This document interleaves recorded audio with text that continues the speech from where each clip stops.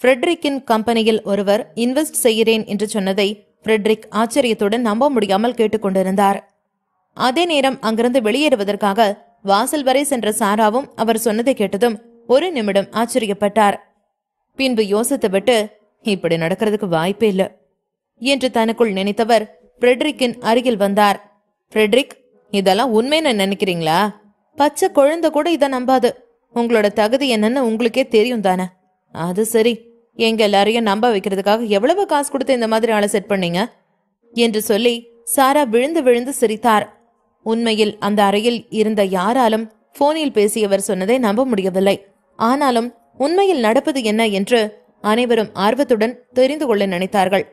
ஆனால் சாரா மட்டும் தன்னால் எவ்வளவு முடியுமோ அவ்வளவு ஃப்ரெட்ரிக்கை அசிங்கப்படுத்திக் கொண்டிருந்தார். அதையெல்லாம் பார்த்த ஃப்ரெட்ரிக் கோபப்படாமல் அமைதியாக சொன்னார், நான் யாரையும் காசு கொடுத்து செட் பண்ணல என்று சொன்னார். உடனே சாரா மறுபடியும் சிரித்துக்கொண்டு, ஃப்ரெட்ரிக், நம்ம 2 பேருக்கும் கல்யாணம் ஆகி பல வருஷம் ஆச்சு. 2 பேரும் ஒரே வீட்ல ஒரே ரூம்ல ஒன்னா வாழ்ந்திருக்கோம். உங்களை பத்தி எனக்கு தெரியும், என்னை பத்தி உங்களுக்கும் தெரியும். சும்மா ஏதாவது காமெடி பண்ணாதீங்க. இங்க இருக்கிறவங்க வேணா நீங்க என்ன சொன்னாலும் நம்பலாம். ஆனா நான் நம்ப தயாரா இல்ல. நான் யார்கிட்டயும் சொல்ல மாட்டேன். யாருக்கும் தெரியாத மாதிரி என்கிட்ட ரகசியமா சொல்லுங்க, எவ்வளவு காசு கொடுத்து செட் பண்ணீங்க என்று கேட்டார். இப்பொழுது ஃப்ரெட்ரிக்கு சற்று கோபம் வர அவர் சாராவை பார்த்து முறைத்து கொண்டு சொன்னார், நான் தான் ஆள் செட் பண்ணலன்னு சொல்றேன்ல என்று சொன்னார். உடனே சாரா மறுபடியும் சிரித்துக்கொண்டு, சரி சரி, இப்ப என்ன, நீங்க சொல்ற எல்லாத்தையும் நாங்க நம்பணும். சரி, ஓகே, நம்புறோம். அப்படின்னா உங்களோட கம்பெனில அவங்க எவ்வளவு இன்வெஸ்ட் பண்றாங்கன்னு கேளுங்க என்று சொன்னார். சாரா அப்படி சொன்னதும் ஃப்ரெட்ரிக்கிற்கு கொஞ்சம் அவமானமாக இருந்தது. ஏனென்றால் முதலில் அந்த கம்பெனி ஆரம்பிக்கும் பொழுது சில மில்லியன்களை போட்டு ஆரம்பிக்கப்பட்டது. ஆனால் எப்பொழுது சாரா அந்த வீட்டிற்கு மருமகளாக வந்தாரோ அதற்கு பிறகு அது மிகவும் டவுன் ஆகி கிட்டத்தட்ட 1 மில்லியனுக்கும் குறைவான ப்ராஃபிட்டுடன் அது சென்று கொண்டிருந்தது. அந்த கம்பெனிக்கு யாரேனும் $10,000 இன்வெஸ்ட் செய்வதே அதிகம். ஃப்ரெட்ரிக்கிற்கு போனில் பேசியவரிடம் எவ்வளவு இன்வெஸ்ட் செய்கிறீர்கள் என்று கேட்க கூச்சமாக இருந்தது. ஆனால் எதிரில் இருந்தவர் அங்கு நடப்பதை போனில் கேட்டுக்கொண்டிருந்தார். மிஸ்டர் ஃப்ரெட்ரிக், உங்க கம்பெனில நான் எவ்வளவு இன்வெஸ்ட் பண்ணணும்னு நீங்க நினைக்கிறீங்க என்று கேட்டார். திடீரென்று அவரே எவ்வளவு இன்வெஸ்ட் செய்ய வேண்டும் என்று கேட்டதும் ஃப்ரெட்ரிக் அதிர்ந்து போனார். நானா உங்ககிட்ட சொல்லணும் என்று சற்று பதட்டத்துடன் கேட்டார். உடனே எதிர் திசையில் இருந்தவர், சரி சரி, நீங்க ரொம்ப பதட்டப்படுறீங்கன்னு நினைக்கிறேன். நானே எவ்வளவு இன்வெஸ்ட் பண்றேன்னு சொல்றேன். ஒரு 70 மில்லியன் இன்வெஸ்ட் பண்ணலான் இருக்கேன் என்று சொன்னார். பின்பு திடீரென்று, இல்ல, அது ரொம்ப கம்மியா தெரியுதுல்ல. ஓகே, 100 பில்லியன் இன்வெஸ்ட் பண்ணலான்னு நினைக்கிறேன் என்று சொன்னார். அவர் 100 பில்லியன் என்று சொன்னதும் அங்கிருந்த அனைவரும் அதிர்ந்து போனார்கள். ஆனால் சாரா மட்டும் சிரித்தாள். ஃப்ரெட்ரிக், கேட்டுக்கிட்டீங்களா? 100 பில்லியனா? இப்பயாவது புரிஞ்சுக்கோங்க, உங்களை வச்சு யாரோ காமெடி பண்றாங்க. போயும் ஒரு பேப்பர் கிளிப் கம்பெனிக்கு யாராவது 100 பில்லியன் இன்வெஸ்ட் பண்ணுவாங்களா? அதோட மொத்த நெட்வொர்த்தே அவ்வளவு வராது. இந்த ஹித்து போன கம்பெனிக்கு 100 பில்லியன் இன்வெஸ்ட் பண்றாங்களா? வேர்ல்டுலயே பெஸ்ட் ஜோக் எதுன்னா அது இதுதான் என்று சொல்லி மறுபடியும் விழுந்து விழுந்து சிரித்தார். சாராவின் அந்த சிரிப்பு அங்கிருந்த அனைவரையும் முகம் சுளிக்க செய்தது. 1000 தான் இருந்தாலும் ஃப்ரெட்ரிக் அவருடைய கணவர். அவரை எப்படி சாரா இவ்வளவு கேவலமாக நினைக்கலாம் என்று அனைவரும் சாராவை மனதிற்குள் திட்டிக் கொண்டிருந்தார்கள். அதுவரை அமைதியாக இருந்த ஃப்ரெட்ரிக் தயங்கிய குரலில் பேசினார். சார், நீங்க என்ன சொல்றீங்க? நீங்க விளையாடலையே என்று கேட்டார். உடனே அந்த போனின் எதிரில் இருந்தவர், நான் எதுக்கு மிஸ்டர் ஆல்பர்ட் உங்களோட விளையாட போறேன்? நான் நிஜமா தான் சொல்றேன். உங்களோட கம்பெனில 100 பில்லியன் இன்வெஸ்ட் பண்ணலான்னு தான் இருக்கேன். அது உங்களுக்கு குறைவா தெரிஞ்சதுன்னா சொல்லுங்க, நாம பார்த்து பேசி இன்வெஸ்ட்மெண்ட் பண்ணிக்கலாம் என்று சொன்னார். அதை கேட்டதும் ஃப்ரெட்ரிக்கு தலையை சுற்றி கொண்டு வந்தது. ஏதோ அதிகாலையில் பகல் கனவு காண்பது போல் அவருக்கு தோன்றியது. ஒருபுறம் போனில் சொல்லியவரின் பேச்சை நம்ப முடியவில்லை, மறுபுறம் அதை நம்பாமல் இருக்கவும் முடியவில்லை. இரண்டிற்கும் நடுவில் ஃப்ரெட்ரிக் மூளை குழம்பி போய் நின்றார். அப்போது சாரா மறுபடியும் சிரித்துக்கொண்டு அவர் அருகில் சென்றார். ஃப்ரெட்ரிக், என்ன பகல் கனவு காண்றீங்களா? இப்படி ஒண்ணு நடக்கிறதுக்கு வாய்ப்பே இல்ல. நான் சொல்றத நல்லா எழுதி வச்சுக்கோங்க. உங்களோட கம்பெனில 1 மில்லியன் இன்வெஸ்ட் பண்ணினாலே நான் இங்க இருக்கிற எல்லாரும் முன்னாடியும் என்னோட கன்னத்துல நானே அடிச்சுக்கிறேன். ஒரு தடவை இல்ல 2 தடவை இல்ல, எத்தனை பில்லியன் உங்க கம்பெனில இன்வெஸ்ட் பண்றாரோ அத்தனை அடி என்னோட முகத்துல நானே அடிச்சுக்கிறேன், என்ன ஓகேவா என்று கேட்டார். சாரா அப்படி சொன்னதும் எலினா சாராவை பார்த்து முகம் சுழித்தாள். எலினாவிற்கே தெரியும் தனது தந்தைக்கு அந்த அளவுக்கு பிசினஸில் நாலேஜ் இல்லை என்று. அதனால்தான் அவர்கள் குடும்பமும் இதுவரை அவரை எதிலும் மதிக்காமல் அவர்கள் குடும்பம் அனைத்து பங்குகளையும் பொறுப்புகளையும் சாராவிடம் ஒப்படைத்திருந்தார்கள். எலினாவிற்கு விவரம் தெரிந்ததிலிருந்து அவளது தந்தையின் கம்பெனியில் இன்வெஸ்ட் செய்வதற்கென்று இதுவரை ஒருவர் கூட வந்ததில்லை. ஆனால் இன்று நடப்பதெல்லாம் பார்க்கையில் அவளுக்கும் ஏதோ சந்தேகம் எழுந்தது. ஆனால் தனது தந்தையை அவள் சந்தேகப்படவில்லை. சாரா போல் அவரை அவள் கீழ்த்தரமாகவும் நினைக்கவில்லை. ஏதேனும் பெயர் மாற்றி சொல்கிறார்களோ என்றுதான் எலினா யோசித்துக் கொண்டிருந்தாள். சாரா தன்னைத்தானே அடித்துக் கொள்கிறேன் என்று அவரிடம் சபதம் போட்டதும் ஃப்ரெட்ரிக் சாராவை நிமிர்ந்து பார்த்தார். சாரா, எனக்கு தெரியும் நான் உனக்கு அந்த அளவுக்கு பெஸ்ட் ஹஸ்பண்டா நடந்துக்கல. என்னால எப்பவும் என்னோட குடும்பத்துக்கும் பெருமை கிடைச்சதில்ல. ஆனா என்கிட்ட ஒன்னே ஒன்று இருக்கு. அந்த ஒண்ணு ரொம்ப விலை மதிப்பானது. அந்த ஒண்ணு உன்கிட்ட இல்லவே இல்லாதது.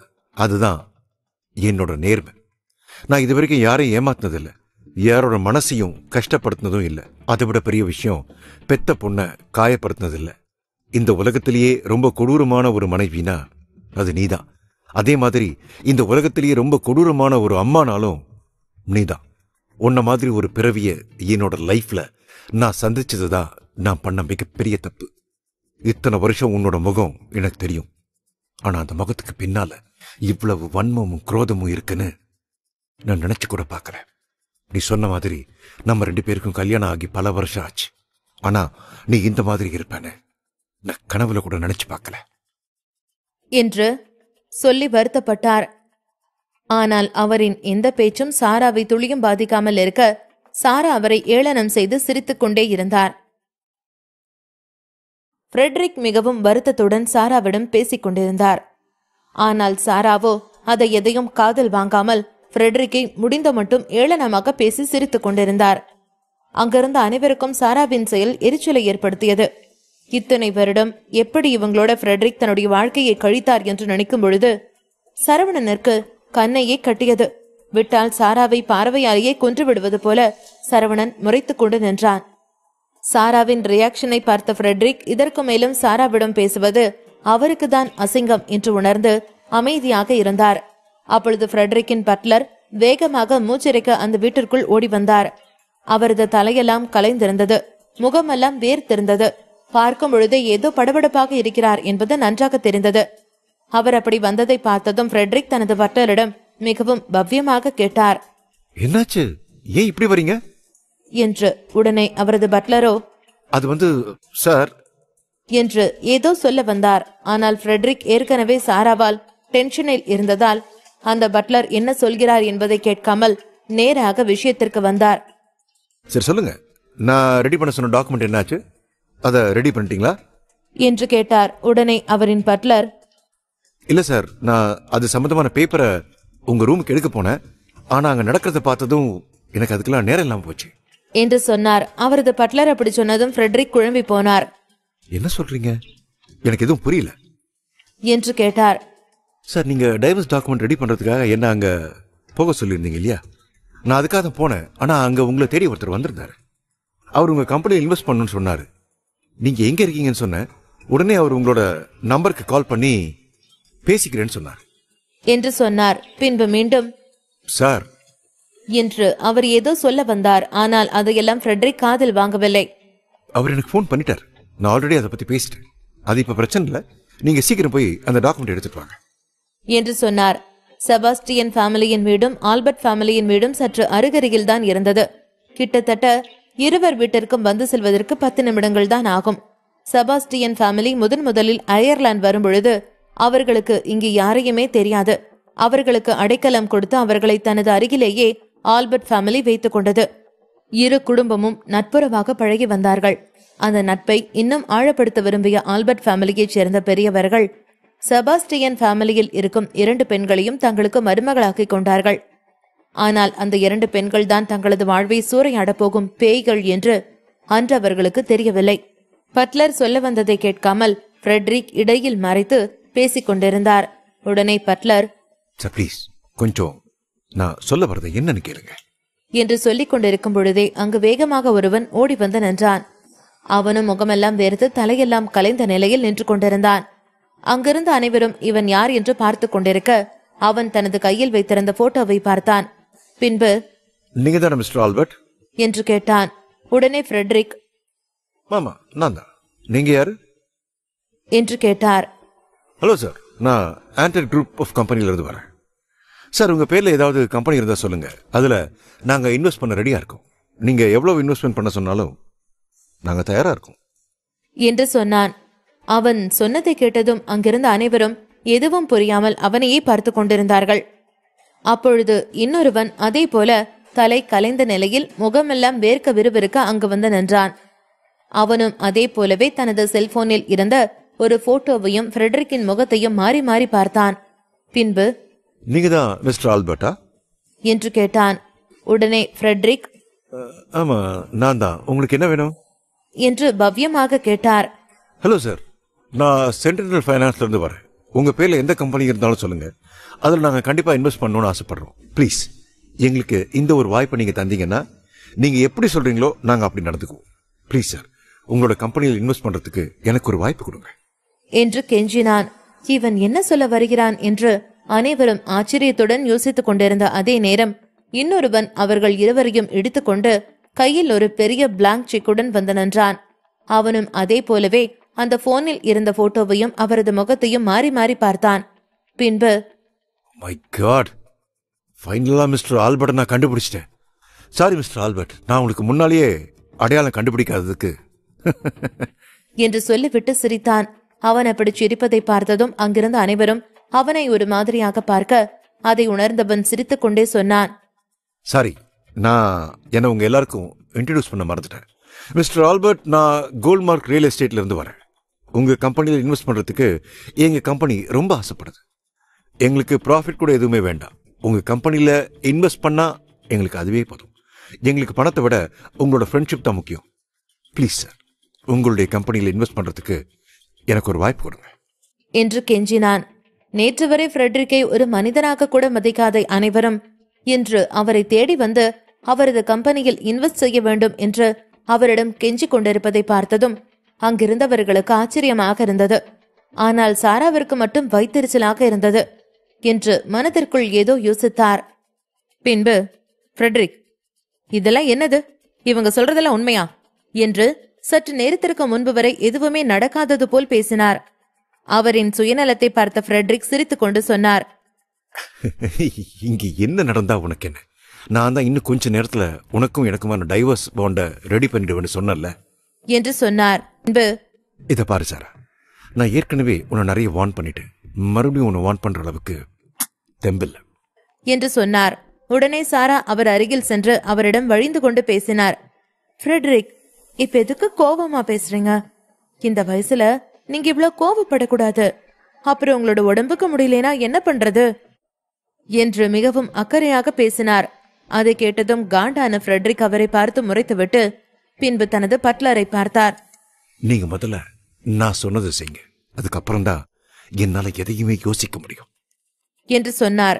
உடனே சாரா, இது நல்லா இல்ல. நேத்து வரைக்கும் உங்க கையில 10 பைசா இல்லாத போது என்ன உங்க கூட வச்சுக்கணும்னு நினைச்சீங்க. இன்னைக்கு நீங்க பணக்காரன்னு ஆனதும் கழட்டி விட பாக்குறீங்களா? அதெல்லாம் முடியாது என்று சொன்னார். ஃப்ரெட்ரிக்கிடம் அனைத்து இன்வெஸ்டர்ஸும் போட்டி போட்டுக் கொண்டு வந்து ஃப்ரெட்ரிக்கின் கம்பெனியில் அவர்கள் இன்வெஸ்ட் செய்கிறேன் என்று சொன்னதும் அந்த அறையில் இருந்த அனைவரும் அதிர்ச்சியுடன் ஃப்ரெட்ரிக்கை பார்த்தார்கள். அங்கு வந்திருந்த அனைத்து இன்வெஸ்டர்ஸ்களும் டாப் இன்வெஸ்டர்ஸ். அவர்கள் அனைவரையும் பார்ப்பதற்கே பல மாதங்கள் காத்திருக்க வேண்டும். சாரா போன்ற ஆட்கள் வாசலில் விடிய விடிய முட்டி போட்டு நின்றாலும் அவர்களை போன்றவர்களை பார்க்க முடியாது. அந்த அளவிற்கு அவர்கள் அனைவரும் அதிகாரம் படைத்தவர்கள். ஆனால் இன்று அவர்கள் ஃப்ரெட்ரிக்கை தேடி வந்து இப்படி கெஞ்சுவதை பார்க்கும் பொழுது அங்கு நின்று கொண்டிருந்த மிஸ்டர் ஆதிசேஷனிற்கே ஆச்சரியமாகவும் அதிர்ச்சியாகவும் இருந்தது. உண்மையிலேயே இங்கு என்ன நடக்கிறது என்று எதுவும் புரியாமல் அங்கு வந்த இன்வெஸ்டர்ஸை ஆதிசேஷன் பார்த்து கொண்டிருந்தார். அத்தனை இன்வெஸ்டர்ஸ் ஃப்ரெட்ரிக்கை தேடி வருவதை பார்த்ததும் சாரா நிச்சயமாக ஃப்ரெட்ரிக் இதற்கு பிறகு பெரிய பணக்காரராக வாழ்வார் என்று நம்பினார். அதனால் அவரிடம் வழிய சென்று பேசினார். ஃப்ரெட்ரிக், இங்க பாருங்க, உங்ககிட்ட இவ்வளவு பணம் வந்துருச்சுன்னு என்ன நீங்க டிவோர்ஸ் பண்றது நல்லா இல்ல. இப்போ ஒண்ணு கேட்டு போல. இப்ப கூட உங்க கூட என்ன ஸ்டே பண்ண சொன்னீங்கன்னா நான் மனசை மாத்திக்கிட்டு உங்க கூட ஸ்டே பண்ணிடுவேன். நீங்க லேட் ஆக்குனீங்கன்னா அப்புறம் என்னோட மனசை மாத்த முடியாது, பாத்துக்கோங்க என்று சொன்னார். சாரா அப்படி சொன்னதும் ஃப்ரெட்ரிக் தனது புருவத்தை ஏற்றி அவரை பார்த்தார். என்ன, உன்னோட மனசு மாறினா வரமாட்டியா? உன்னை யாரும் இங்க வர சொல்லி கேட்கல. நான் உன்னை டைவர்ஸ் பண்றது நிச்சயம். நீ முதல்ல இங்க இருந்து கிளம்பு என்று சொன்னார். சரி, அப்படின்னா நிஜமாவே நீங்க என்ன டிவோர்ஸ் பண்ண போறீங்களா என்று சாரா கேட்டார். அதுல உனக்கு இன்னும் சந்தேகம் இருக்கா என்று ஃப்ரெட்ரிக் சாராவை பார்த்து கேட்டார். ஒரே நேரத்தில் அத்தனை இன்வெஸ்டர்ஸ் வந்து நிற்பதை பார்த்த எலினாவிற்கும் ஒரு வகையான மனநிலை ஏற்படுத்தி இருந்தது.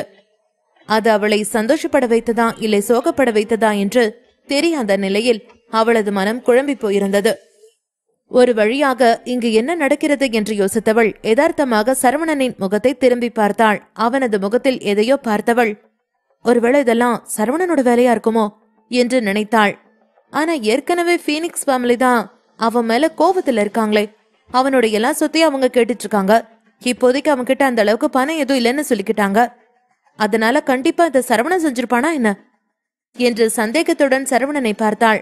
அவளின் பார்வைக்கான அர்த்தத்தை புரிந்து கொண்ட சரவணன் அவளை பார்த்து சிரித்துக்கொண்டு என்ன என்பது போல் கேட்டான். உடனே எலினா ஒன்னும்ல என்பது போல வேகமாக தலையை ஆட்டினாள். ஆனால் அவளது மனதிற்குள், ஆமா, என்ன வேணும்னு கேட்டா மட்டும் ஏதாவது நடந்துடவா போது, எப்படி இருந்தாலும் நம்ம 2 பேரும் ஃப்ரெண்ட்ஸ்ன்னு சொல்லிட்ட, இதுக்கப்புறம் நான் என்ன கேட்கறது என்று தனக்குள்ளேயே நினைத்து கொண்டு அவனை பார்த்து சிரித்தாள். அங்கிருந்த ஒவ்வொருத்தரும் ஒவ்வொரு மனநிலையில் நின்று கொண்டிருந்தார்கள். ஃப்ரெட்ரிக் வந்திருக்கும் இன்வெஸ்டர்ஸ் எல்லாம் உண்மைதானா? அவர்களிடம் என்ன சொல்வது என்று எதுவும் தெரியாமல் முழித்துக் கொண்டிருந்தார். அப்பொழுது வாசலில் இன்னும் நிறைய இன்வெஸ்டர்ஸ் வந்து கொண்டே இருந்தார்கள். செபாஸ்டியன் ஃபேமிலியின் வீடு முழுவதும் இன்வெஸ்டர்களாக நிறைந்து வழிந்து கொண்டிருந்தது. அதையெல்லாம் பார்த்த சாரா வாயை பிளந்து கொண்டு நின்றார். ஒரே நாள் எப்படி இவ்வளவு பெரிய மாற்றம் நடக்கும்? ஒருவேளை நிஜமாவே அவருக்கு நாம தான் பீடையா இருந்திருப்போமோ என்று யோசித்தார். பின்பு அப்படி இருக்கிறதுக்கு வாய்ப்பே இல்ல, நாம தான் அவரோட லக்கி சாம் என்று தன்னைத்தானே பாராட்டி கொண்டு நின்றார். ஃப்ரெட்ரிக்கின் கம்பெனியில் இன்வெஸ்ட் செய்வதற்காக அனைவரும் போட்டி போட்டுக்கொண்டு அந்த வீட்டிற்கு முந்தி அடித்துக் கொண்டு நின்றார்கள். அவர்கள் அனைவரது செல்போனிற்கும் 2 மெசேஜ் தான் வந்தது. ஒன்று, நம்மளோட பாஸ் புது பிசினஸ் ஸ்டார்ட் பண்ண போறாரு. இரண்டாவது, மிஸ்டர் ஃப்ரெட்ரிக் என்ற ஒற்றை எழுத்து மட்டும்தான்.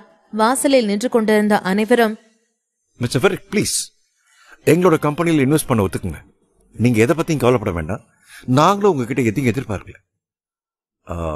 as long as நீங்க எங்ககிட்ட ஃப்ரெண்ட்ஷிப் வச்சுக்கிட்டா அதுவே எங்களுக்கு போதும் என்று திரும்பவும் ஃப்ரெட்ரிக்கிடம் மிகவும் தன்மையாக அவர்கள் அனைவரும் பேசினார்கள். அவர்கள் அனைவரும் அவ்வளவு தன்மையாக பேசுவதை பார்த்த பிறகுதான் ஃப்ரெட்ரிக்கு ஓரளவு நடப்பது அனைத்தும் உண்மைதான் என்று நம்பினார். எதற்காக தனக்கு இப்படி நடக்கிறது என்று அவரால் ஏற்றுக்கொள்ள முடியவில்லை.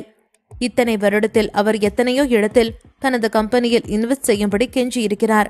அதுவும் $1000 யாராவது இன்வெஸ்ட் செய்யுங்கள் என்று கெஞ்சியிருக்கிறார். ஆனால் ஒருவர் கூட அவரை மதித்து அவருடன் பிசினஸ் செய்ய முன்வந்ததில்லை. ஆனால் இன்று இத்தனை பேரும் மில்லியன் பில்லியன் என்று அவரது கம்பெனியில் இன்வெஸ்ட் செய்ய முன்வந்திருக்கிறார்கள் என்று நினைக்கும் பொழுது அவருக்கு ஏதோ ஒன்று உறுத்தியது. நிச்சயம் இதற்கு பின்னால் ஏதோ ஒன்று இருக்கிறது என்பதை மட்டும் அவரால் உணர முடிந்தது. சாராவாலும் அப்பொழுதுதான் நடக்கும் நிலைமையை உணர முடிந்தது. உடனே மறுபடியும் ஓடிச் சென்று அவளால் எவ்வளவு முடியுமோ அவ்வளவு ஃப்ரெட்ரிக்கிடம் கெஞ்சினார். ஆனால் ஃப்ரெட்ரிக் சிறிதும் இறங்காமல் தனது பிடிவாதத்தில் உறுதியாக இருந்தார். உடனே சாரா எலினாவின் அருகில் ஓடிச் சென்றார். எலினா, நீ அதோ உன் டாடி கிட்ட சொல்லு. உன்னோட டாடி எடுக்கிற முடிவு ரொம்ப தப்புன்னு சொல்லு. எலினா, உன்னால மம்மி டாடி டிவோர்ஸ் வாங்கிக்கிறத தாங்கிக்க முடியும்னு நீ நினைக்கிறியா? இவரு கொஞ்சம் கூட ஈவி இறக்கமே இல்லாத மனிதர். இவருக்காக நான் என்னென்னலாம் பண்ணினேன் தெரியுமா? இவர்கிட்ட 10 ரூபாய் இல்லாதப்ப கூட நான் தான் இவர் கூட இருந்திருக்கேன். அவ்வளவையே இன்னைக்கு என்னோட பொண்ணுன்னு ஒன்னு சொல்றாருல, உன்னை பெத்தெடுத்தது நான் தான். உன்னை பெத்தெடுக்கிறதுக்கு நான் எவ்வளவு கஷ்டப்பட்டிருப்பேன், எவ்வளவு வலிய தாங்கியிருப்பேன், எத்தனை நாள் தூக்கத்தை எழுந்திருப்பேன். அதெல்லாம் பண்ணி என்ன நானே தியாகம் பண்ணலைனா இன்னைக்கு அவருக்கு அழகான ஒரு பொண்ணு கிடைச்சிருக்கமா? ஒருவேளை அன்னைக்கு நான் அதெல்லாம் செய்யலைனா இன்னைக்கு அவருக்கு நீ கிடைச்சிருக்க மாட்ட. உனக்காகவாவதும் என்ன டிவோர்ஸ் பண்ண வேண்டான்னு சொல்லு என்று சொல்லி அழுதார். சாரா எலினாவிடம் பேசுவதை பார்த்ததும் ஃப்ரெட்ரிக் சற்று கடுப்பானார். உடனே, சாரா, போதும். உன்னோட நாடகம் என்கிட்ட பழிக்கலன்னு இப்ப என் பொண்ணுகிட்ட போயிட்டியா? இத பாரு, நீ கஷ்டப்பட்டியா, காசு பணம் இல்லாட்டாலும் நீ என் கூட இருந்தியா? நீ என் கூட இருந்ததுக்கு காரணம் என்னோட ஆல்பர்ட் ஃபேமிலி. உனக்கு அந்த ஃபேமிலி கொடுத்த கௌரவம் வேணும், ஆனா நான் வேண்டாம். அதனாலதான் அத்தனை நாள் நீ என் கூட இருந்த. இப்ப என் பொண்ணுகிட்ட நீ நல்ல மாதிரி நடிக்கிறியா? இது வரைக்கும் என் பொண்ணுக்கு தான் நீ என்ன பண்ணிருக்க? அவளுக்கு கஷ்டத்தை தான் கொடுத்துருக்க, பிரச்சனை தான் தந்திருக்க. இனிமே எனக்கும் சரி என்னோட பொண்ணுக்கும் சரி நீ தேவையில்ல. இதோ இந்த வீடும் இந்த செபாஸ்டியன் ஃபேமிலியும் தான் உன்னோட குடும்பம். இதுக்கப்புறம் நானும் என்னோட பொண்ணும் இந்த வீட்டு பக்கமே வரமாட்டோம். நீயும் எங்க ஆல்பர்ட் ஃபேமிலி பக்கம் வந்துடாத என்று கோபமாக கத்தினார். 776 நியூ பாஸ் சரவணன். சாரா எவ்வளவோ கெஞ்சியும் ஃப்ரெட்ரிக் அசையாததால் உடனே சாரா எலினாவை பயன்படுத்திக் கொள்வதற்காக அவளிடம் போய் அவரது டிராமாவை நடத்த ஆரம்பித்தார். ஆனால் அதை புரிந்து கொண்ட ஃப்ரெட்ரிக் சாராவிடம் இன்னும் கடுமையாக நடந்து கொண்டார். இதற்கு மேல் என்ன செய்வது, எப்படி ஃப்ரெட்ரிக்குடன் இருப்பது என்று சாரா யோசித்துக் கொண்டிருந்த நேரம் அங்கு யாரோ சத்தமாக நடந்து வரும் சத்தம் கேட்டது. அதுவரை அங்கு நின்று கொண்டிருந்த அனைவரும் அந்த சத்தம் கேட்டதும் ஒதுங்கி நின்று கொண்டார்கள். அப்பொழுது அங்கு நின்று கொண்டிருந்த ஃப்ரெட்ரிக்கின் பட்லர் உள்ளே வருபவரை பார்த்ததும் அதிர்ந்து நின்றார். பின்பு, சார் சார் நீங்களா என்று வேகமாக அவரின் அருகில் ஓடினார். அவர்தான் செபாஸ்டியன், ஃபேமிலியின் ஹெட், ஜூலியஸ், சாராவின் தந்தை. தனது தந்தையை பார்த்ததும் சாராவின் முகம் வழக்கம் போல கொடூரமாக மாறியது. பின்பு ஃப்ரெட்ரிக்கை பார்த்து சிரித்துக் கொண்டு சொன்னார், இனி உன்னால என்ன பண்ண முடியும்னு பாக்குறேன் என்று சொன்னார். அந்த வீட்டிற்குள் வந்தவர் ஒருமுறை சாராவை பார்த்தார். பின்பு அங்கு நின்று கொண்டிருந்த ஃப்ரெட்ரிக்கை பார்த்தார். நீங்க என்ன பண்ற என்று கேட்டார். ஜூலியஸிற்கு எப்பொழுதுமே ஃப்ரெட்ரிக்கை சுத்தமாக பிடிக்காது. அவரது கண்ணிலேயே ஃப்ரெட்ரிக் வரக்கூடாது என்று பலமுறை சாராவிடமும் சொல்லியிருந்தார். சாராவின் தந்தையை பொறுத்தவரை ஃப்ரெட்ரிக் ஒரு உதவாக்கரை, அவரால் எதுவும் சாதிக்க முடியாது. ஆனாலும் ஆல்பர்ட் ஃபேமிலிக்குள் நுழைவதற்கு ஒரே வழி ஃப்ரெட்ரிக்கிற்கு சாராவை திருமணம் செய்து கொடுப்பதுதான் என்று நினைத்ததால் மட்டும்தான் அந்த திருமணம் அன்று நடந்திருந்தது. ஆனால் அவர் ஒரு நாள் கூட ஃப்ரெட்ரிக்கை தனது மருமகனாக நினைத்ததே கிடையாது. ஃப்ரெட்ரிக் எப்பொழுதும் ஜூலியஸை பார்த்து பயப்படுவார். அதனால் மேக்சிமம் அவர் அருகில் ஃப்ரெட்ரிக் செல்ல மாட்டார். இன்று இருவரும் நேருக்கு நேர் சந்தித்துக் கொண்டதும் இல்லாமல் அவர் அப்படி கேட்டதும் அதிர்ந்து போனார். பின்பு, வந்து என்று குளறியபடியே ஏதோ சொல்ல வந்தார். உடனே ஜூலியஸ் கோபமாக, நீ என்ன குழந்தைய, எதுக்காக வந்திருக்கன்னு உன்னால சொல்ல முடியாதா என்று சற்று அதட்டும் குரலில் கேட்டார். உடனே ஃப்ரெட்ரிக் தனது கைகளை மூடிக்கொண்டு தனக்கு தானே தைரியத்தை வரவழைத்துக் கொண்டு, நான் இங்க சாராவுக்கு டைவர்ஸ் கொடுக்க தான் வந்திருக்கேன் என்று சொன்னார். ஃப்ரெட்ரிக் என்ன சொல்ல வருகிறார் என்பது ஜூலியஸிற்கு முதலில் புரியவில்லை. பின்பு, இப்ப நீ என்ன சொன்ன என்று கேட்டார். அவர் மறுபடியும், நான் சாராவை டைவர்ஸ் பண்ண வந்திருக்கேன் என்று சொல்லி முடிக்கும் முன்பே ஜூலியஸின் 5 விரலும் ஃப்ரெட்ரிக்கின் கன்னத்தில் பதிந்திருந்தது. தனது மருமகனை ஜூலியஸ் இப்படி அடிப்பார் என்று அங்கிருந்த யாரும் எதிர்பார்க்கவில்லை. சரவணன் முதல் இன்வெஸ்டர்ஸ் வரை அனைவரும் அதிர்ச்சியுடன் அங்கு நடப்பதை பார்த்து கொண்டிருந்தார்கள். இப்ப சொல்லு, நீ எதுக்காக இங்க வந்த என்று ஜூலியஸ் திரும்பவும் கேட்டார். ஃப்ரெட்ரிக் தனது கன்னத்தில் கை வைத்துக் கொண்டு எதுவும் சொல்லாமல் அமைதியாக நின்றார். உனக்கு எவ்வளவு தைரியம் இருந்தா நீ ஏன் முன்னாலே இப்படி சொல்லுவ? ஏன் பொண்ணு நீ டைவர்ஸ் பண்ற அளவுக்கு தைரியம் வந்துச்சா? நீ ஒரு யூஸ்லெஸ், ஒரு முட்டாள், உன் கூட யாரும் வாழ முடியாது. ஆனாலும் என்னோட பொண்ணு உனக்கு கல்யாணம் பண்ணி கொடுத்தேன். எதுக்காக? கடைசி வரைக்கும் என் பொண்ணு என்ன சொல்றாளோ அதை கேட்டு அவ பின்னாடி அமைதியா இருப்பன்னு நினைச்சுத்தானே.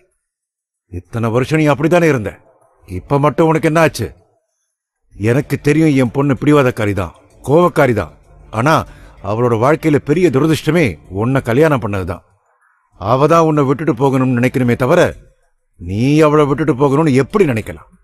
இந்த பார், என்ன நடந்தாலும் சரி என் பொண்ணை விட்டு போகணும்னு இன்னொரு தடவை நீ சொன்ன, அதுக்கப்புறம் நான் என்ன பண்ணுவேன்னு எனக்கே தெரியாது என்று கோபமாக பேசிவிட்டு அப்பொழுதுதான் யதார்த்தமாக திரும்பினார். அங்க நின்று கொண்டிருந்தவர்கள் அனைவரையும் பார்த்துவிட்டு தனது ஒற்றை புருவத்தை தூக்கினார். பின்பு, நீங்க எல்லாம் யாரு, எதுக்காக இங்க வந்திருக்கீங்க என்று கேட்டார். உடனே அங்கு வந்திருந்த அனைவரும் தங்களது கம்பெனியின் பெயர்களை சொல்லி தாங்கள் அனைவரும் இன்வெஸ்ட் செய்ய வந்திருப்பதாக சொன்னார்கள். உடனே ஜூலியஸ் சிரித்துக் கொண்டு, அப்படியா, எல்லாரையும் அங்கேயே தயங்கி நின்றுட்டு இருக்கீங்க, உள்ளவாங்க. நம்ம எல்லாரும் மேல என்னோட ரூமுக்கு போய் பிசினஸ் பத்தி பேசலாம். நீங்க எல்லாரும் என் கூட இன்வெஸ்ட் பண்ண வரேன்னு சொல்லியிருந்தா நான் அதுக்கான ஏற்பாடு பண்ணியிருப்பேன். திடீர்னு வந்துட்டீங்க. It's okay.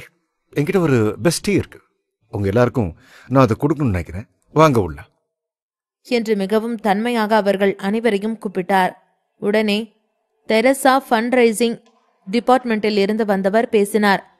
என்னது, உங்க கூட நாங்க பிசினஸ் பேசணுமா? நாங்க பிசினஸ் பேச வந்தவரை இங்க கண்ணு முன்னாடி நீங்க அடிச்சதும் இல்லாம உங்க கூட எங்களை வந்து டீ வேற சாப்பிட சொல்றீங்களா என்று சற்று கோபமாக கேட்டார். அவர் அப்படி கேட்டதும் ஜூலியஸ் அதிர்ந்து போனார். பின்பு, நீங்க என்ன சொல்றீங்க? யாரோட கம்பெனில இன்வெஸ்ட் பண்ண போறீங்க என்று கேட்டார். உடனே அங்கிருந்த அனைவரும், நாங்க மிஸ்டர் ஃப்ரெட்ரிக்கோட கம்பெனில தான் இன்வெஸ்ட் பண்ண வந்திருக்கோம் என்று சொன்னார்கள். நீங்க தப்பா புரிஞ்சுக்கிட்டீங்க. அவன்கிட்ட என்ன கம்பெனி இருக்குன்னு நீங்க எல்லாரும் இன்வெஸ்ட் பண்ண போறீங்க. இது ஏதோ மிஸ் அண்டர்ஸ்டாண்டிங் என்று அவர் நம்பாமல் சொன்னார்.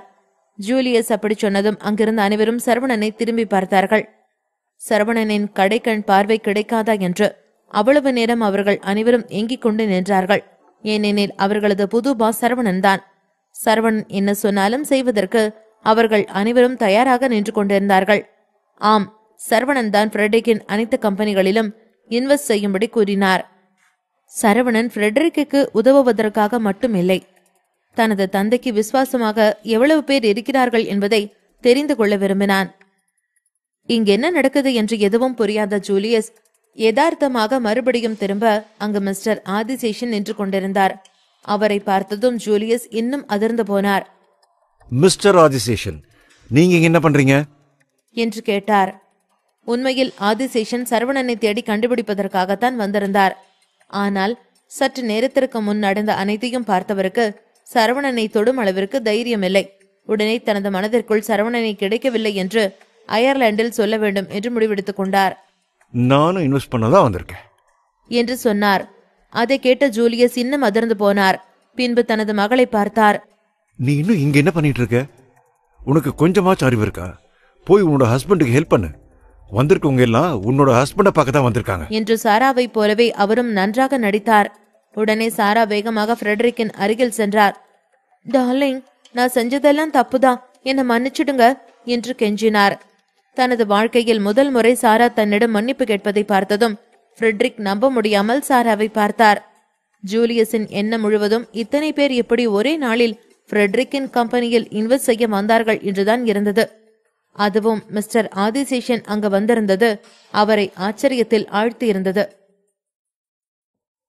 777 யார் இந்த சரவணன்? நடப்பது எல்லாவற்றையும் பார்த்து சாரா மிக மிக மகிழ்ச்சியாக இருந்தாள். அவளுடைய முகத்திலேயே அது மிக நன்றாக தெரிந்தது.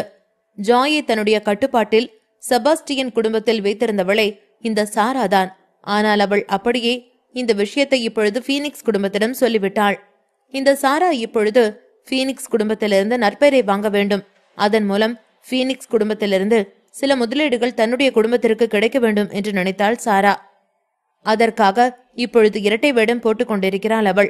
ஜூலியஸ் அங்கு வந்திருக்கும் ஆதிசேஷனை பார்த்து புன்னகையுடன், மிஸ்டர் ஆதிசேஷன், நீங்க இங்க வந்திருக்கிறது ரொம்ப ரொம்ப சந்தோஷம். என்ன மன்னிச்சிருங்க, நான் உங்களை சரியான முறையில இன்வைட் பண்ணல என்று ஜூலியஸ் மிகவும் அடக்கமாக இப்பொழுது ஆதிசேஷனிடம் பேசிக் கொண்டிருந்தார். ஆனால் ஆதிசேஷன் இப்பொழுது ஜூலியஸிடம் எதையுமே பேசவில்லை. அவருடைய கண்கள் ஓரத்தில் சரவணனை பார்த்து கொண்டிருந்தார் ஆதிசேஷன். இந்த சரவணன் எப்படிப்பட்டவன்?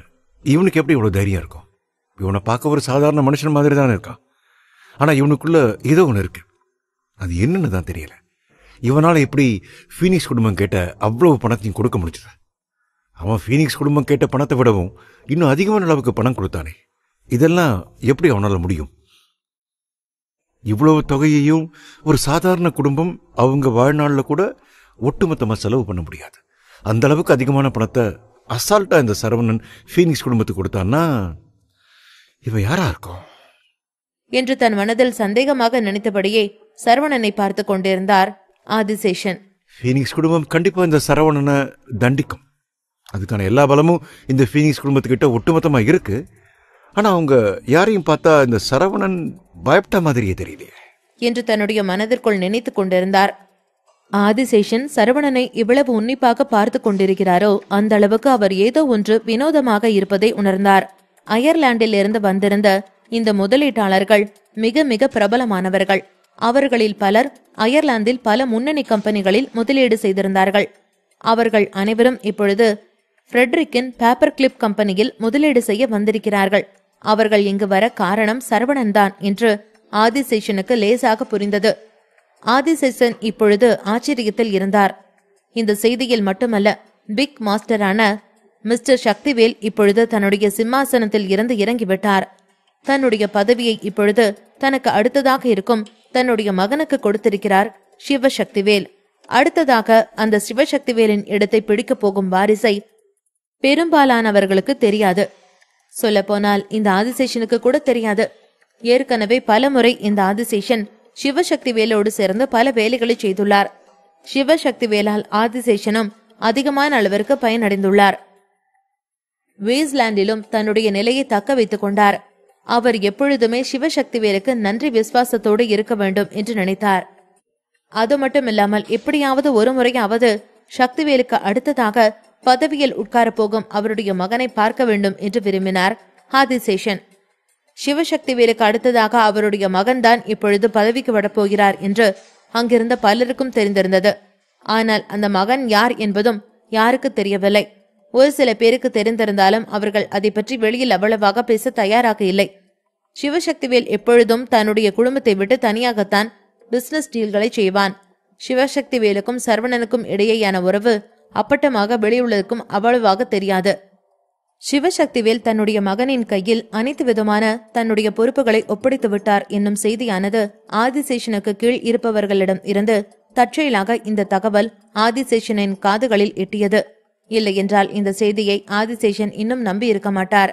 ஏனென்றால் சிவசக்திவேலுக்கு இப்படி ஒரு குடும்பமும் மகனும் இருக்கிறார்கள் என்றே இந்நாள் வரை ஆதிசேஷனுக்கே தெரியாது.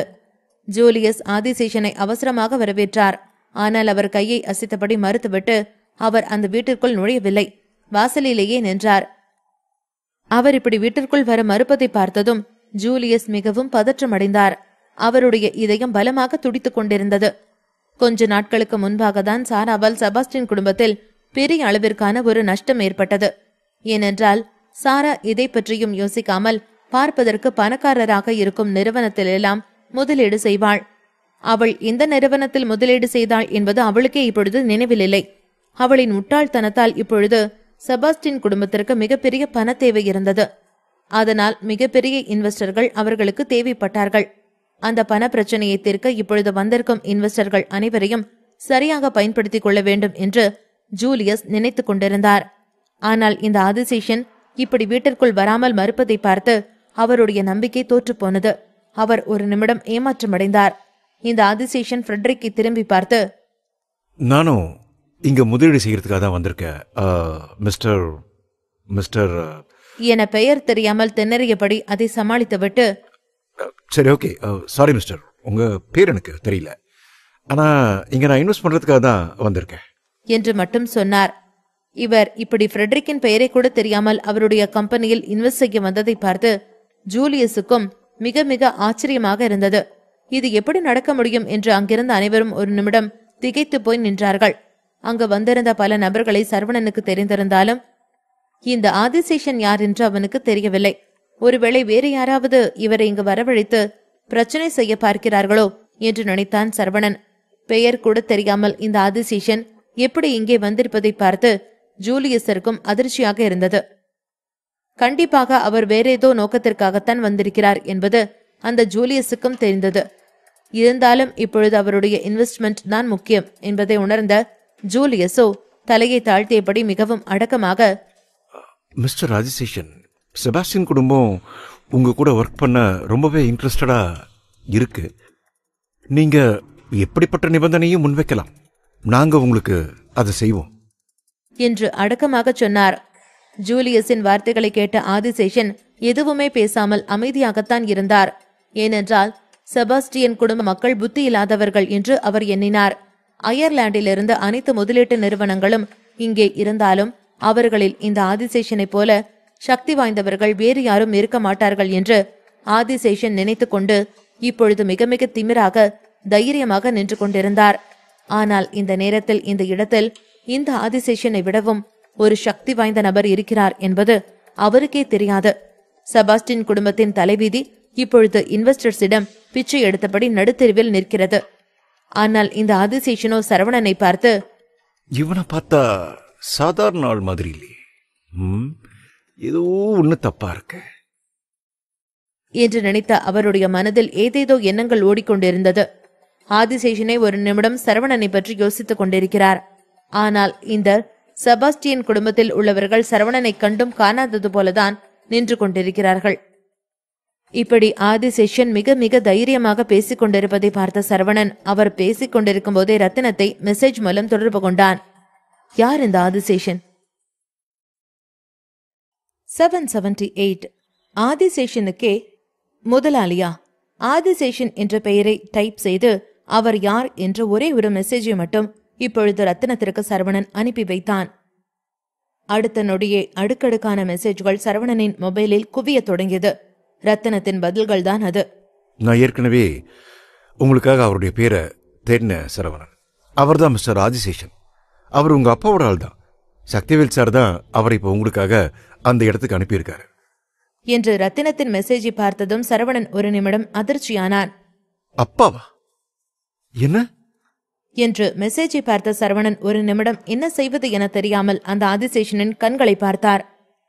ஆதிசேஷனுக்கு சரவணன் யார் என்று தெரியாமல் இருந்தாலும் இவன் கண்டிப்பாக சாதாரண ஆள் இல்லை என்று நினைத்து சந்தேகப்பட்டார் அவர். அவருடைய கண்களில் இருந்த மரியாதையை இப்பொழுதுதான் சரவணன் கவனித்தான். ஆனால் ஆதிசேஷன் வேஸ்லாண்டிற்கு வருவதற்கு சிவசக்திவேல் உதவியதாக அவர் எதிர்பார்க்கவில்லை. வேஸ்லாண்டில் உள்ள 50க்கும் மேற்பட்ட நபர்கள் சிவசக்திவேல் மூலம் ஏற்பாடு செய்யப்பட்டனர். சிவசக்திவேலின் சக்தி நம்ப முடியாதது. இது எல்லாமே உங்க அப்பாவோட ஏற்பாடு தான் சரவணன். நீங்க இப்ப என்ன நினைச்சாலும் உங்க விருப்பப்படியே செய்யலாம் என்று ரத்தினம் அடுத்த செய்தியை அனுப்பினார். சரவணன் அமைதியாக ரத்தினத்திடம் ஆதிசேஷனுக்கு மெசேஜ் அனுப்ப சொன்னான். அடுத்த நொடியே தன்னுடைய போன் அடிப்பதை பார்த்த ஆதிசேஷனும் தன்னுடைய போனை ஆன் செய்தார். சக்திவேலுக்கு நெருக்கமாக இருக்கும் நபரிடமிருந்துதான் அவருக்கு அழைப்பு வந்திருக்கிறது என்பது அவருக்கு தெரிந்தது.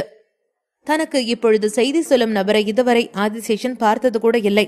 ஆனால் சிவசக்திவேலுக்கு கீழ்தான் அவர் வேலை செய்கிறார் என்பது மட்டும் ஆதிசேஷனுக்கு மிக நன்றாக தெரியும்.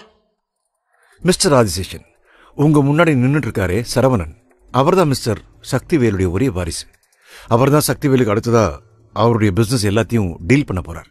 உங்க எல்லாருக்கும் புதிய தலைவர் அவர்தான் என்ற தகவலை சிவசக்திவேலின் அசிஸ்டன்ட் ரத்தினம் ஆதிசேஷனிடம் சொன்னார். சரவணனை பார்த்தால் சாதாரண நபரை போல இல்லை. கண்டிப்பாக அவன் எப்படியும் வேறு ஏதோ ஒரு பெரிய குடும்பத்தைச் சேர்ந்தவன் என்றுதான் நினைத்திருந்தார் ஆதிசேஷன். ஆனால் ரத்தினத்தின் செய்தியை படித்ததும் ஆதிசேஷனுக்கு சரவணன் தான் அந்த நபர் என்று உறுதியானது. சரவணன் தான் அவனுடைய புதிய முதலாளி. ஆதிசேஷனுக்கு இப்பொழுதுதான் எல்லாமே புரிய வந்தது. இவருக்காக தான் இப்பொழுது இந்த இடத்திற்கு வந்திருக்கிறோம். சரவணன் இப்பொழுது என்ன செய்ய வேண்டும் என்று நினைக்கிறாரோ அதை செய்ய வேண்டியதுதான் தன்னுடைய கடமை என்று ஆதிசேஷன் நினைத்தார். பின்பு அவர் ஜூலியஸை பார்த்து, நீங்க இப்போ எனக்கு நீங்க மிஸ்டர் ஜூலியஸ், நாங்க என்ன சொன்னாலும் அந்த நிபந்தனைகளுக்கு நீங்க ஒத்துக்குவீங்களா? நிஜமாவே நீங்க ஒத்துக்கிறதாக இருந்தால் அதுக்கப்புறமா நம்ம டீலை பத்தி பேசலாம் என்று சொன்னார் ஆதிசேஷன். இதை கேட்டதும் ஜூலியஸிற்கு கடைசியில் வெளிச்சத்தை பார்த்தது போல் சந்தோஷமாக இருந்தது. அவருக்கு இப்பொழுதுதான் நம்பிக்கையே வந்தது. பிறகு ஆதிசேஷனை பார்த்து, நிச்சயமா மிஸ்டர் ஆதிசேஷன், நீங்க எங்க கூட இன்வெஸ்ட் பண்ண ஒத்துக்கிட்டீங்கனாலே போதும். எங்களுக்கு 100 இல்ல 10,000 நிபந்தனைகளா இருந்தா கூட எந்த ஒரு பிரச்சனையும் கிடையாது. உங்களுக்காக நாங்க எப்படிப்பட்ட நிபந்தனைகளுக்கும் ஒத்துக்கிறோம் என்று ஜூலியஸ் அவசரமாக கூறினார். அதை கேட்ட ஆதிசேஷன் ஒரு முறை சிரித்து விட்டேன் என்று சிரித்துக் கொண்டே சொன்னார் ஆதிசேஷன். சார், என்ன சார் சொல்றீங்க? நீங்க எங்களோட கம்பெனியில இன்வெஸ்ட் பண்ண போறீங்க அப்படின்னு சொன்னா என்னோட தலையை வேணாலும் நான் உங்ககிட்ட அடமானம் வைக்கிறேன். அதை விட பெருசாவா நீங்க என்கிட்ட கேட்டுற போறீங்க என்று சிரித்துக் கொண்டே சொன்னார் ஜூலியஸ். அந்த அளவிற்கு ஆதிசேஷனின் பங்களிப்பு மிக முக்கியமாக தேவைப்பட்டது அவருக்கு. ஆதிசேஷன் சார் ஒரு உண்மையான மனுஷன் தன்னுடைய வார்த்தையிலிருந்து எப்பவுமே பின்வாங்க மாட்டான். நான் அப்படி உங்களுக்கு தந்த வாக்க மீறினேன் அப்படின்னா நீங்க என்னோட ஒட்டுமொத்த செபாஸ்டியன் குடும்பத்தையும் நேரடியா பிளாக் லிஸ்ட்ல போட்டுடலாம் என்று ஜூலியஸ் தைரியமாக கூறினார். ஜூலியஸின் வார்த்தைகளை கேட்ட ஆதிசேஷன் நேரடியாக அவரை பார்த்து, செபாஸ்டியன் குடும்பத்துல நான் இன்வெஸ்ட் பண்ண என்ன கண்டிஷன்ஸ் சொல்றேன் என்று சிரித்தபடியே ஜூலியஸின் மகள் சாராவை பார்த்தார் ஆதிசேஷன். நான் முதல்ல உங்க குடும்பத்து கூட எந்த ஒரு நிபந்தனையுமே இல்லாம இன்வெஸ்ட் பண்ணலாம்னு தான் நினைச்சேன். ஆனா உங்களோட மக சாரா அவங்க ரொம்ப ரொம்ப மோசமான ஒரு பொண்ணு. அதனால இதுக்கு மேல அவங்க இந்த செபாஸ்டியன் குடும்பத்தில் இருக்க வேண்டான்னு நான் நினைக்கிறேன். அவங்க இங்க இருக்கிற வரைக்கும் நான் உங்க குடும்பத்து கூட எந்த ஒரு டீலையும் வச்சுக்க மாட்டேன் என்று ஜூலியஸை பார்த்து அவருடைய முகத்திற்கு நேராகவே சொன்னார் ஆதிசேஷன். இதை கேட்ட ஜூலியஸோ, ஒரு பேச்சுக்கு தான் என்னுடைய தலையவா கேட்க போறீங்க என்று கேட்டார் ஜூலியஸ். ஆனால் இப்பொழுது ஜூலியஸின் தலைக்கு நிகரான ஒன்றையே விட்டு கொடுக்க சொல்கிறார் அந்த ஆதிசேஷன். தன்னுடைய மகளால் இப்படி ஒரு வாய்ப்பு தன்னுடைய குடும்பத்திற்கு கிடைக்காமல் போகும் என்று ஜூலியஸ் நினைத்து கூட பார்க்கவில்லை. சாராவினால் இப்பொழுது ஆதிசேஷனை போல மிகப்பெரிய இன்வெஸ்டர்களை இழக்க ஜூலியஸ் விரும்பவில்லை. இந்த நேரத்தில் இதை கேட்ட சாராவிற்கு தலையிலே இடி விழுந்தது போல இருந்தது. அவர் என்ன சொல்கிறார் என்றே புரியாதது போல அப்பாவியான முகத்தை வைத்துக் கொண்டு நின்றிருந்தாள் சாரா. என்ன செய்வது என தெரியாமல் ஒரு நிமிடம் முறைத்தபடியே ஜூலியஸ் தன் பின்னால் நின்று கொண்டிருந்த சாராவை திரும்பி பார்த்தார். சாராவின் முகத்தில் ஒரு அப்பாவி தோற்றம் இருந்தது. அவள் ஏதோ சொல்ல விரும்புகிறாள் என்பது போல நின்றாள். ஆனால் அவள் என்ன பேச வருகிறாள் என்றே கேட்க விரும்பாத ஜூலியஸ் ஏற்கனவே தலையை திருப்பி விட்டார். பின்பு ஆதிசேஷனை பார்த்து, ஓகே ஆதிசேஷன், உங்களோட டீலுக்கு நான் ஒத்துக்கிறேன். நான் என்ன செய்யணும்னு நீங்க நினைக்கிறீங்க என்று எந்த ஒரு தயக்கமும் இல்லாமல் கேட்டார் ஜூலியஸ். பரவாயில்லையே மிஸ்டர் ஜூலியஸ், நீங்க கற்பூர மாதிரி டக்குன்னு பாத்திக்கிறீங்க. நான் என்ன சொல்ல வரேன்னு உங்களுக்கே ரொம்ப நல்லா புரிஞ்சிருக்கும். சாரா இதுக்கு மேலேயும் செபாஸ்டியன் குடும்பத்துல ஒரு ஆளா இருக்கக்கூடாது. அவங்க அப்படி இல்லாத வரைக்கும் நான் அவங்க கூட ஒர்க் பண்ண தயாரா இருக்கேன். இல்ல அப்படின்னா நீங்க ஏற்கனவே சொன்ன மாதிரி இந்த ஒட்டுமொத்த செபாஸ்டியன் குடும்பமும் எனக்கு ஒரு எதிரியா தான் இருக்கும். எனக்கு எதிரினா அது இந்த ஒட்டுமொத்த வேஸ்ட்லாண்டுக்குமே எதிரின்னு அர்த்தம் என்று ஆதிசேஷன் நேரடியாகவே சொன்னார். இதை கேட்டு ஜூலியஸ் திகைத்து போனார். சாராவும் ஒரு நொடி திகைத்து போனாள். சாராவின் அப்பா ஜூலியஸை அவளை குடும்பத்திலிருந்து வெளியேற்ற வேண்டும் என்று ஆதிசேஷன் விரும்பினார். அவர் எப்படி இதை விரும்பினாரு? அவருக்கு இதை கேட்கறதுக்கு என்ன தைரியம் வந்தது? இது எப்படி என்னோட அப்பா செய்வாரு என்று அந்த ஆதிசேஷனை முறைத்து பார்த்தாள் சாரா. இந்த ஆதிசேஷன் இவ்வளவு பெரிய திறமையான ஆள் என்பது சாராவிற்கு மிக மிக நன்றாகவே தெரியும். ஆனால் அவருடைய குறி இப்பொழுதுதான் தான் என்று சாரா கனவில் கூட நினைத்திருக்க மாட்டாள். ஆதிசேஷன் இப்பொழுது என்ன டிமாண்ட் வைத்தாலும் சாராவின் அப்பா ஜூலியஸ் இப்போது அதை எந்த ஒரு தயக்கமும் இல்லாமல் செய்வார் என்று சாராவிற்கும் மிக நன்றாகவே தெரியும். சொல்ல போனால் அவளுடைய அப்பா ஜூலியஸை அவளை அந்த செபாஸ்டியன் குடும்பத்திலிருந்து கழுத்தை பிடித்து வெளியே தள்ளினால் கூட ஆச்சரியப்படுவதற்கில்லை. அதை நன்கு புரிந்து கொண்டாள் சாரா. 779 மகளா குடும்பமா? ஆதிசேஷனை நிபந்தனையை கேட்டு சாரா ஒரு நிமிடம் அதிர்ந்து போய் நின்று கொண்டிருந்தாள். இன்றைக்கு அவளுக்கு மிக மிக மோசமான நாள்தான். இதற்கு மேல் அவளுடைய மகள் எலினா கூட அவளுடன் பேச மாட்டாள் என்று சாராவிற்கு தோன்றியது. ஆனால் இப்பொழுது அதெல்லாம் சாராவிற்கு ஒரு பிரச்சனையே இல்லை. அவளுடைய மிகப்பெரிய பிரச்சனையே தன்னுடைய குடும்பத்திலிருந்து அவள் இப்பொழுது வெளியேறப் போகிறாள் என்பதுதான். இவங்க என்ன வேண்டான்னு சொன்னா என்ன? எனக்கு தான் சௌத்ரி குடும்பம் ஹெல்ப் பண்ணுவாங்களே, அவங்களோட இன்வெஸ்ட்மெண்ட் எனக்கு தான் கிடைக்கும் என்று ஒரு நிமிடம் சாரா நினைத்தாள். ஆனால் அடுத்த நிமிடமே அவளுக்கு ஒரு உண்மை புரிந்தது. ஒருவேளை சௌத்ரி குடும்பத்தைச் சேர்ந்தவர்கள் அயர்லாண்டிற்கு வந்தால் அவர்கள் கண்டிப்பாக அவளை தொடர்பு கொள்ள முயற்சிப்பார்கள். அந்த நேரத்தில் அவர்கள் டீல் செய்ய போவது சாராவிடம் இருக்காது. கண்டிப்பாக அவர்கள் சாராவின் குடும்பமான செபாஸ்டியன் குடும்பத்தோடு தான் அவர்கள் டீல் வைத்துக் கொள்வார்கள். சௌத்ரி குடும்பத்தின் டீல் தனக்கு வேண்டும் என்றால் அதற்கு முக்கியமாக செபாஸ்டியன் குடும்பத்தில் இருக்க வேண்டும் என்று நினைத்தாள் சாரா. அதனால் ஒரு நிமிடம் தன்னை தேற்றிக்கொண்டு என்ன நடந்தாலும் சரி இந்த வீட்டை விட்டு மட்டும் போகக்கூடாது என்று நினைத்து தன்னுடைய அப்பா ஜூலியஸிடம் கெஞ்ச தொடங்கினாள் சாரா. அப்பா, நம்மளோட செபாஸ்டியன் குடும்பத்திலிருந்து நீங்க என்ன வெளியேத்த நினைக்கிறீங்களா? இந்த ஆதிசேஷன் சொன்னதுக்காக மட்டும் என்ன இப்படி நீங்க கை கழுகி விட பாக்குறீங்களாப்பா? இந்த செபாஸ்டியன் குடும்பத்துக்கு நான் எவ்வளவு விஷயங்கள் செஞ்சிருக்கேன்னு இங்க நிக்கிற வேற யாருக்கும் தெரியாம இருக்கலாம். ஆனா உங்களுக்கு தெரியாதாப்பா? நீங்க கண்டிப்பா இப்படிலாம் எனக்கு பண்ணவே முடியாது. உங்களோட சொந்த பொண்ணு எனக்கே நீங்க அநியாயம் பண்ணுவீங்களா என்று அழுது கொண்டே கேட்டாள் சாரா. நிஜமாக ஜூலியஸிற்கும் இது எல்லாமே மிக நன்றாக தெரியும். சாரா மிக மிக கடினமாக உழைத்து கொண்டிருந்தாள். அவள் ஒருபோதும் தன்னுடைய குடும்பத்தை விட்டு கொடுக்கவே நினைத்ததில்லை. ஆனால் அவளுடைய முயற்சிகள் அனைத்தும் பயனுள்ளது என்று அதற்கு அர்த்தமில்லை.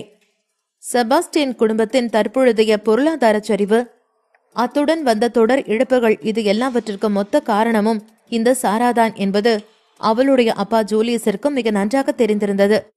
இப்பொழுது அயர்லாந்தில் இருந்து வந்திருக்கும் இந்த இன்வெஸ்டர்கள் அனைவருமே ஒன்று சேர்ந்து சாராவை இந்த வீட்டிலிருந்து வெளியே அனுப்ப நினைப்பது கண்டிப்பாக சாராவின் முயற்சிகள் அனைத்துமே தோல்வியில் அடைந்தது.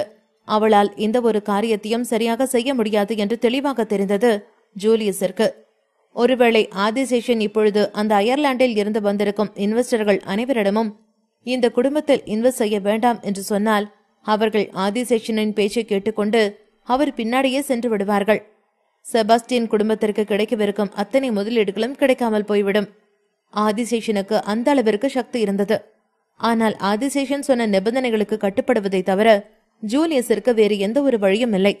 இதையெல்லாம் ஒரு நிமிடம் அமைதியாக யோசித்த அவர் தன்னுடைய மகள் சாராவை பார்த்து, சாரா, நீ இப்பவே இங்கிருந்து வெளியே போ. இதுக்கு மேல உனக்கும் இந்த செபாஸ்டியன் குடும்பத்துக்கும் எந்த சம்பந்தமும் இல்லை என்று முகத்தில் எந்த ஒரு உணர்ச்சியும் இல்லாமல் சொன்னார் ஜூலியஸ். இதை கேட்டு சாரா அதிர்ச்சியாகி, அப்பா, நீங்க என்ன சொல்றீங்கன்னு யோசிச்சுதான் சொல்றீங்களாப்பா? நான் உங்களுக்கு வேண்டாமாப்பா? உங்களோட செல்ல பொண்ணுன்னு என்ன கொஞ்சம் வைங்களே. ஆனா நான் இப்ப உங்களுக்கு வேண்டாதவளா போயிட்டனா என்று கலங்கிய கண்களோடு வார்த்தைகளை தழுதழுக்க கேட்டாள் சாரா. பின்பு அவள் தன்னுடைய அப்பாவையே பார்த்து, அப்பா, செபாஸ்டியன் குடும்பத்துல இந்த ஆதிசேஷன் ஒருவேளை நிறைய முதலீடுகள் செய்யலாம். ஆனா அதுக்காக உங்களோட சொந்த பொண்ணையே நீங்க வீட்டை விட்டு போக சொல்றீங்களா என்று கேட்டபடி அழத் தொடங்கிவிட்டாள் சாரா. பிறகு அவள் ஏளனமாக ஆதிசேஷனை பார்த்து, ஆதிசேஷா, நான் ஒத்துக்கிறேன், நீ ரொம்ப நல்ல பிசினஸ் மேன் தான். இது வரைக்கும் உன்னை பத்தி எவ்வளவோ பேரை சொல்லி கேள்விப்பட்டிருக்கேன். ஆனா இன்னைக்குதான் உன்னோட பிசினஸ் மைண்ட் இப்படியெல்லாம் யோசிக்குதுன்னு எனக்கு தெரியுது. நீ உண்மையிலேயே ரொம்ப நல்ல இன்வெஸ்டர் தான். உன்னோட செல்வாக்கு, உன்னோட சக்தி, உன்னோட பிசினஸ் மைண்ட் எல்லாமே டாப் தி டாப். ஆனா நீ அதுக்காகலாம் கண்டிப்பா நான் உன்னை பழி வாங்காம விட மாட்டேன் என்று கோபமாக ஆதிசேஷனை பார்த்து கத்தினாள் சாரா. ஆனால் இதை பார்த்து கோபமான ஜூலியஸோ ஆதிசேஷன் இங்கே கோபப்பட்டு தன் குடும்பத்தோடு பிசினஸ் டீல் வைத்துக் கொள்ள மாட்டாரோ என்று பயந்து, சாரா, வாயை மூடிட்டு உடனே இங்கிருந்து வெளியே போ என்று கோபமாக கத்தினார். இதை கேட்டு சாராவிற்கு என்ன செய்வதென்றே தெரியவில்லை. அவள் நேராக அந்த வீட்டை விட்டு வெளியேறினாள். இதுவரைக்கும் சாரா தன்னுடைய வாழ்க்கையில் எந்த ஒரு இழப்பையும் பெரிதாக சந்தித்ததில்லை. அவ்வளவு பெரிதாக எந்த ஒரு கஷ்டமும் பட்டதில்லை. அதனால் இந்த செபாஸ்டியன் குடும்பத்தின் இழப்பு கூட அவளுக்கு அவ்வளவு பெரிதாக தெரியவில்லை. எல்லாம் விளையாட்டு என நினைத்துக் கொண்டிருக்கிறாள் சாரா. சாரா அந்த வீட்டை விட்டு வெளியேறுவதை பார்த்த ஜூலியஸின் முகம் அப்படியே சோகமாக மாறியது. அவளை பார்த்தபடி அமைதியாக நின்று கொண்டிருந்தார் ஜூலியஸ். இந்த ஜூலியஸ் தான் செபாஸ்டியன் குடும்பத்தின் தலைவர். எனவே குடும்பம் நன்றாக இருக்க வேண்டும் என்று அவர் நினைத்தார். அதற்காக அவர் எந்த எல்லைக்கு வேண்டாலும் செல்ல நினைத்தார். அதே நேரத்தில் அவர் ஒரு பெண்ணின் தந்தையாகவும் இருந்தார். அவருக்கு ஒரே ஒரு மகள்தான் இருந்தாள். ஆனால் அவளையே இன்றைக்கு வீட்டை விட்டு வெளியே போக சொல்வதை தவிர ஜூலியஸிற்கு வேறு வழியே இல்லை. தன் செல்ல மகள் இப்படி வீட்டை விட்டு வெளியேறுவதை பார்த்து ஜூலியஸிற்கு இதயமே வெடித்துவிடும் போல இருந்தது.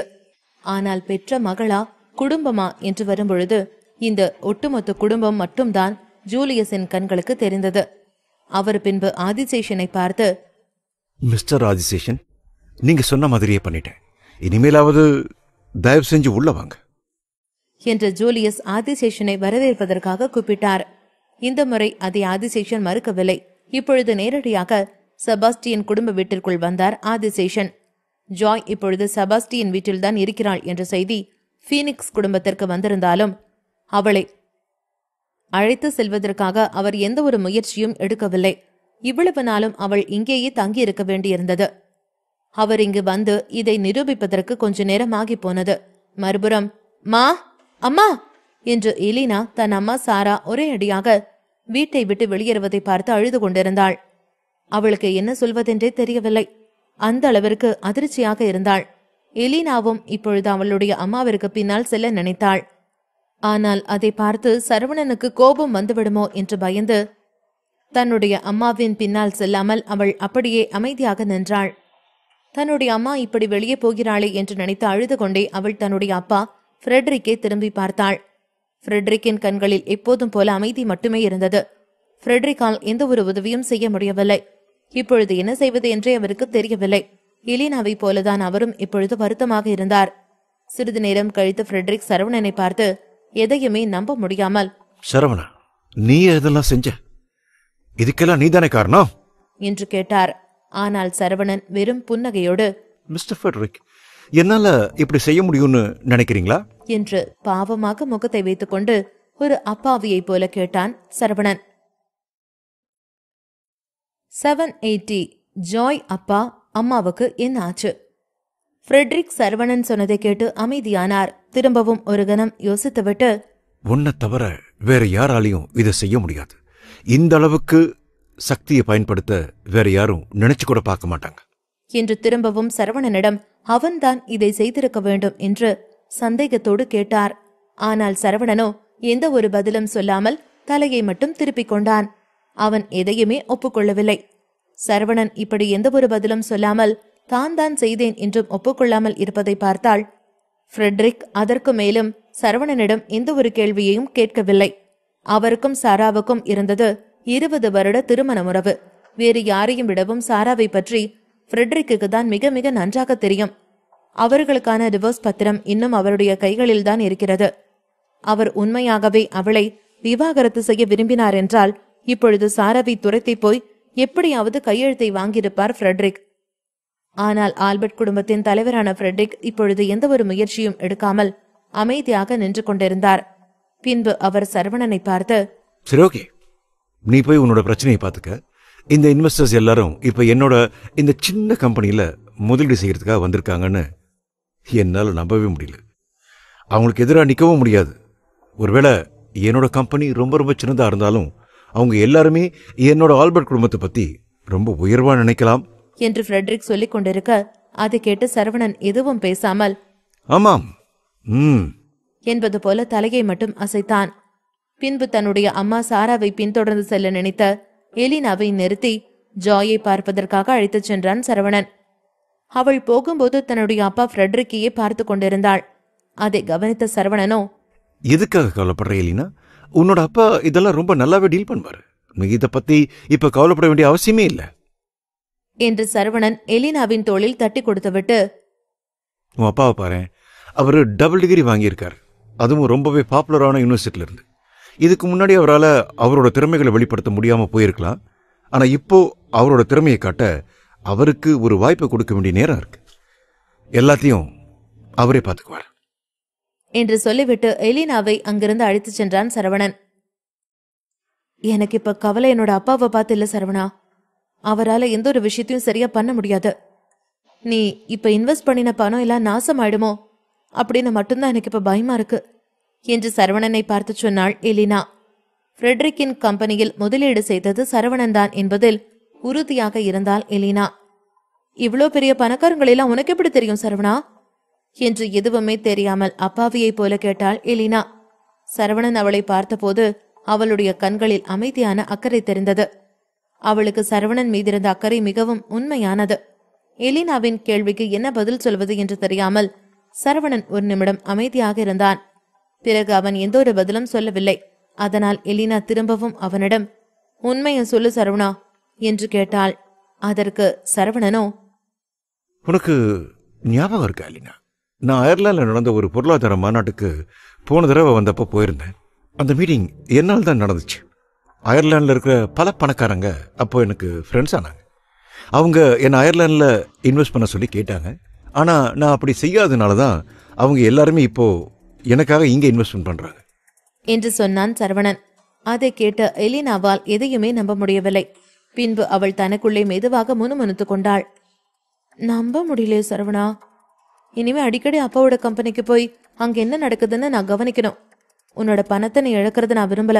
எல்லாத்துக்கும் மேலா நீ இவ்வளவு பணத்தையும் சம்பாதிக்க எவ்வளவு கஷ்டப்பட்டிருப்ப என்று எலினா சீரியஸாக பேசிக்கொண்டிருந்தாள். அவளுடைய வார்த்தைகளை கேட்ட சரவணனுக்கு என்ன சொல்வதென்றே புரியவில்லை. இறுதியில் அவன் எதுவும் பேசாமல் எலினாவோடு சேர்ந்து இப்பொழுது ஜாய் இருக்கும் அறைக்கே வந்து விட்டார்கள். அந்த நேரத்தில் அவர்கள் இருவரின் முகத்திலும் ஏதோ ஒரு பெரிய பிரச்சனை முடிந்து விட்டது போல அமைதியும் நிம்மதியும் தெரிந்தது. அவர்கள் 2 பேரும் ஜாயின் ரூம் கதவை திறந்த பொழுது ஜாய் அவர்களை பார்த்து வேகமாக அவர்களுக்கு அருகில் அழுது கொண்டே ஓடி வந்தாள். அதை பார்த்த சரவணன் மிகவும் அதிர்ச்சி அடைந்தான். எலினாவின் முகத்தில் இருந்த மகிழ்ச்சியை பார்க்கும் பொழுது ஜாயின் முகம் மிக மிக வித்தியாசமாக இருந்தது. அவள் பல மணி நேரமாக அழுது கொண்டிருப்பதைப் போல அவளுடைய முகம் மொத்தமும் சிவந்து வீங்கி போயிருந்தது. ஜாய் தன்னுடைய அறையின் வாசலில் சரவணனை பார்த்ததும் அவள் நேராக அவனை நோக்கி விரைந்து வந்தாள். பிறகு அவனுடைய கைகளை பிடித்தபடி அவனை கட்டிப்பிடித்து, சரவணா என்று அழத் தொடங்கினாள் ஜாய். சரவணன் அவளை பார்த்து, என்னாச்சு ஜாய், எதுக்காக நீ இப்படி அழற என்று சரவணன் அவசரமாக கேட்டான். கதறி அழுது கொண்டிருந்த ஜாயின் உடல் நடுங்கிக் கொண்டிருந்தது. சரவணா, சரவணா, என்னோட எமர்சன் குடும்பம் இப்ப ரொம்ப கஷ்டத்தில் இருக்கு என்று தட்டு தடுமாறிக்கொண்டே சொன்னாள் ஜாய். அதை கேட்ட சரவணன், என்ன நடந்தது, கொஞ்சம் அமைதியா சொல்லு ஜாய் என்று அவளை அமைதிப்படுத்த முயன்றான். அந்த திவாகர், அந்த பைத்தியக்கார திவாகர் எங்களோட எமர்சன் குடும்பத்துக்கு எதிரா அவ திரும்பி இருக்கான். என்னோட குடும்பத்தோட ஒட்டுமொத்த அதிகாரத்தையும் பீனிக்ஸ் குடும்பம் திரும்ப எடுத்துக்கணும்னு நினைக்குது. ஆனா அதுக்கு என்னோட அப்பா சம்மதிக்காததால திவாகர் என்னோட அப்பா கிட்ட சண்டை போட்டிருக்கான். நான் பல தடவை என்னோட அப்பாவுக்கும் என்னோட குடும்பத்தை சேர்ந்தவங்களுக்கும் போன் பண்ணிக்கிட்டே இருக்கேன். ஆனா அவங்க யாருமே போன் எடுக்கல. அவங்களுக்கு என்ன ஆச்சுன்னே தெரியல என்று சொன்னபடியே ஜாய் அழுது கொண்டிருந்தாள். அவளுடைய முகத்தில் இருந்த பயத்திலேயே அவள் அவளுடைய அப்பா அம்மாவை நினைத்தும் அவளுடைய குடும்பத்தை நினைத்தும் எவ்வளவு பயப்படுகிறாள் என்பது மிக தெளிவாக தெரிந்தது. அவளுடைய வார்த்தைகளை கேட்ட சரவணன் மிக மிக கோபமானான். ஜாயின் குடும்பத்தை பற்றி அவனுக்கு அவ்வளவு அதிகமாக தெரியாது. ஆனால் ஜாயின் அப்பா மற்றும் அம்மாவை சரவணன் ஏற்கனவே சந்தித்திருக்கிறான். அந்த 2 நபர்களும் மிக மிக நல்லவர்கள். இன்றைக்கு எலினாவின் அம்மா சாராவை பார்த்த பின்புதான் ஜாயின் அம்மா எவ்வளவு சிறந்தவர் என்பதே சரவணனுக்கு புரிந்தது. சரவணா, அவளோட குடும்பத்துக்கு எல்லாமே சரியாயிடும், எந்த பிரச்சனையும் இருக்காதுன்னு சொல்லி அவளை எவ்வளவோ தடவை சமாதானப்படுத்த பார்த்தேன். அவளுக்கு சாப்பாடும் கொடுத்தேன். ஆனா அவ சாப்பிடவே இல்லை. எனக்கு ரொம்ப பயமா இருக்கு சரவணா. அதனாலதான் நான் உன்னை இங்க கூப்பிட வேண்டியிருந்துச்சு. எனக்கு இதுக்கு மேல என்ன பண்றதுன்னே தெரியல என்று தன் அருகில் இருந்த சரவணனிடம் கவலையோடு சொன்னாள் எலினா. அப்போது சரவணன் தன்னுடைய போனை எடுத்து ரத்தினத்திற்கு போன் செய்து ஜஸ்டின் குடும்பத்தில் என்ன நடக்கிறது என்று, அவளுடைய அப்பா அம்மா எப்படி இருக்கிறார்கள் என்று தெரிந்து கொள்ள நினைத்து ரத்தினத்தை தொடர்பு கொண்டான். இந்த நேரத்தில் சாரா தன்னுடைய வீட்டு வாசலுக்கு வெளியே நின்று அழுது கொண்டே பின்பு சௌத்ரி குடும்பத்தைச் சேர்ந்த ஆட்களை போனில் தொடர்பு கொள்ள முயன்று கொண்டிருந்தாள். தனக்கு நடப்பது எதையும் ஏற்றுக்கொள்ள அவள் இப்பொழுது தயாராக இல்லை.